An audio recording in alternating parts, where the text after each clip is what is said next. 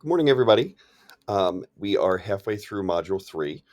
One of the things that I wanted to do was share some highlights of the coaching artifacts that people submitted at the end of Module 2, now that they're all graded. One of the things about being a coach or a support teacher or any role where you're presenting PL, sometimes you don't get feedback on your PL from anyone other than the participants. And it can be helpful when you're working with other coaches, whether they be at your school or not, to be able to brainstorm ideas around presentations. And everybody had some really great ideas for their coaching artifacts. And so I wanted to highlight one or two from each one, that so that potentially you could use these ideas in future presentations that you developed. People had a wide range of ways to begin their presentation. I wanted to highlight Roxanne in part because she opted to include as one of her early slides these positive norms from Joe Bowler's UCubed website. You may be familiar with these. These are presented as norms for teachers to have in their own classroom, but they certainly are applicable also to PL. Teachers in mathematics PL in particular sometimes worry about themselves making a mistake because they don't want to look like they are not fully proficient with the content they're teaching. So they can sometimes be a little reluctant to do math. And so letting them know that mistakes are valuable even as adults, because everyone is a learner constantly, can help create a risk taking environment in your PL. The added benefit is that it reinforces to teachers that these are the kind of messages they should be sending to students in their own mathematics class. Casey was one of a number of people to begin with. Just a quick survey of teachers. In this case, it was how comfortable they are teaching geometry. This is a great way to open up discussion at the very beginning of teachers and how they feel about teaching this particular topic and why that might be.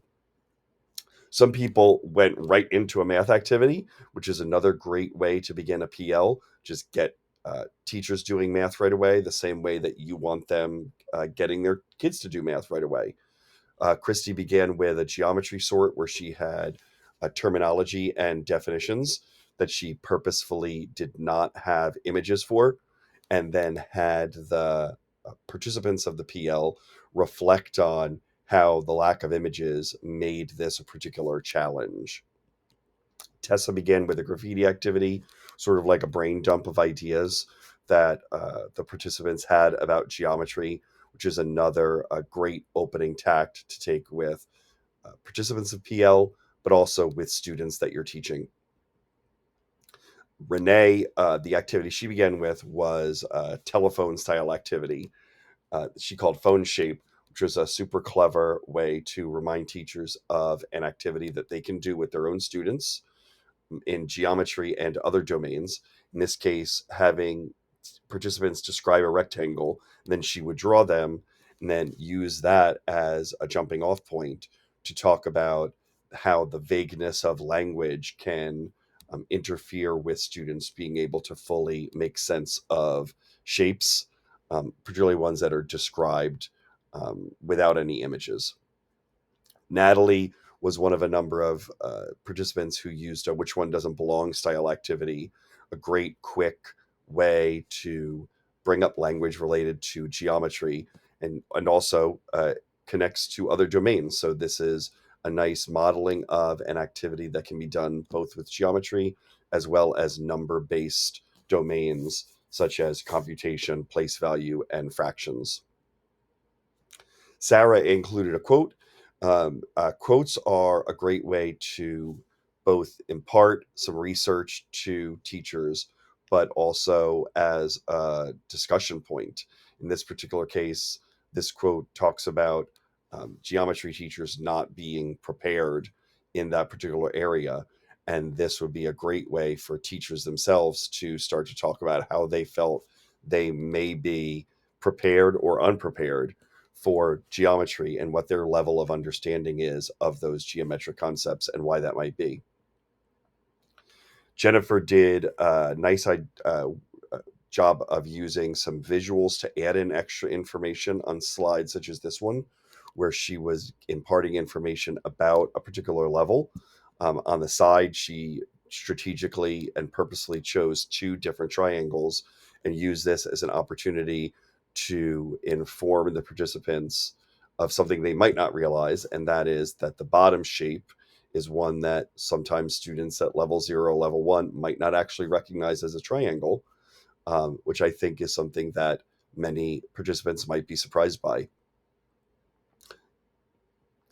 Uh, Tyler, one of his activities that also was very level specific, it ties back to what Jennifer did. In this case, he asked his participants to draw a shape that students might think was a triangle, even though it wasn't a triangle, and then talk about why a student might consider that figure to be a triangle and how that relates to the characteristics of level 0. Great way to put teachers into the minds of their students and really get them to understand where their students are coming from and what challenges their students might be having and why with the content at their particular grade level. Julia had quotes from hypothetical students with these various figures to, again, help teachers really understand what is going on in the minds of students who are working at level 0 or level 1, and uh, see that their thinking is really very based in just a visual understanding of the figures, and then can also lead to a wonderful conversation about how you might differentiate in your third or fourth or fifth grade class for students that are working at this level. One of the things I like that Julia did was she included in her notes a note to highlight for the participants that, well, when students are working at level 0 isn't bad. It's not 0 because it's bad. It's the foundation of the levels. And if this is where they are, this is where they are. And we need to figure out how to move them forward. Jillian's graffiti wall activity had teachers look at a variety of figures that were very purposely chosen to include both common geometric figures like squares and triangles, but then some other ones that are not as commonly named, or that teachers might not actually be able to name a geometric term to describe, and have them take a minute to write everything they know about the shape on the poster. For this activity, they then took those earlier posters, and she had the participants apply those posters later on in the presentation to develop the minimal defining lists. A number of people did something similar along these lines that I thought was very clever, of utilizing the activity from the beginning and taking that as the inspiration for a deeper activity later on, which again models things we want teachers to do. Is the activities you're doing are not all supposed to be one and done activities, but they should grow and link together, and those connections from activity to activity will help students better understand the concepts. Abby spent some time talking about the learning trajectories and having the participants read and learn about specific levels in the learning trajectories and connect those to the Van Healy hierarchy. That was a great way to bring in some additional content knowledge and also help the participants apply what they learned about the Van Healy framework.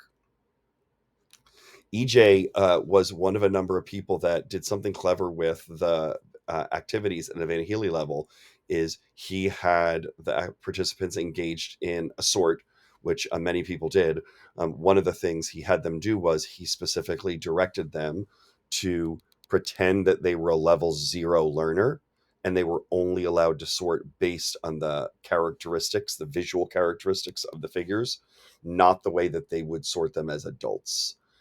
Again, another great way to force teachers to put themselves in the mind of their students and really consider what it means to be working at a level 0. Brady had several activities for the different levels. She combine them all into one section of her PL. So rather than having everyone engage in an activity related to level 0, level 1, and level 2, she had 3 different activities all happening at the same time, with the participants divided up into groups. So some did the level 0 activity, some the level 1, and some the level 2. So that way she was able to hit all of the levels at once, and then over the course of the presentation, focus attention on one of those activities. A great efficient way to have teachers learn about all of the levels and see 3 different activities without having to use time to have everyone do all 3 of them. Taylor, for her ending activity, had the teachers engage in a mathematics task. Much like beginning with an actual math task, it's great to end with a quick math task. And similar to EJ, she had it focus on a particular level. This was a guess my shape, but rather than having the teachers pretend they were in a certain level, she imagined herself only using descriptors that students at level 1 would use. Again, a great way of helping teachers really see what a student at a given level is thinking like. Joey had, for her closing activity, a square presented, but then had 3 different quotes, and the participants had to look at those quotes and use what they learned about the levels to match the level to the quote. An awesome wrap up activity that forces teachers to apply what they learned about the levels. And Mary did something that I think many of you probably have done as teachers that is a great strategy for PL as well. Her reflection slide brought back the objectives from the very beginning of the lesson and had the participants reread through those objectives and think about the degree to which they were all met. I'm sure that some, most, or all of you have done this yourself with students, where you will go back to the outcomes that are on the board from the beginning and reflect on them. But this is something that can also be done with participants so that they know there were set goals for that PL, and that those outcomes at the beginning were not a slide just for the sake of being there, but indeed because those were the outcomes that were intended to meet.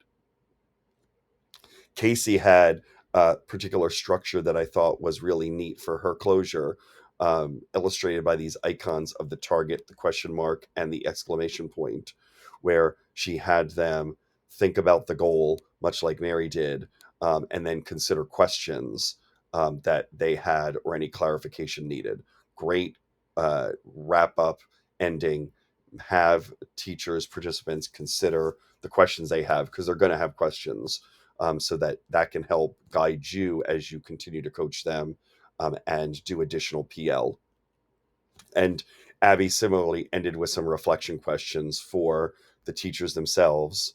And I loved how one of the ones she included was having the participants consider what misconceptions might be happening in their room related to geometry and based on what they learned in the presentation, and then consider how they can address those misconceptions.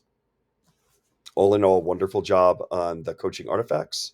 And I hope you got to see some things here that maybe you had not considered doing in your presentation that you might be able to apply in a future presentation.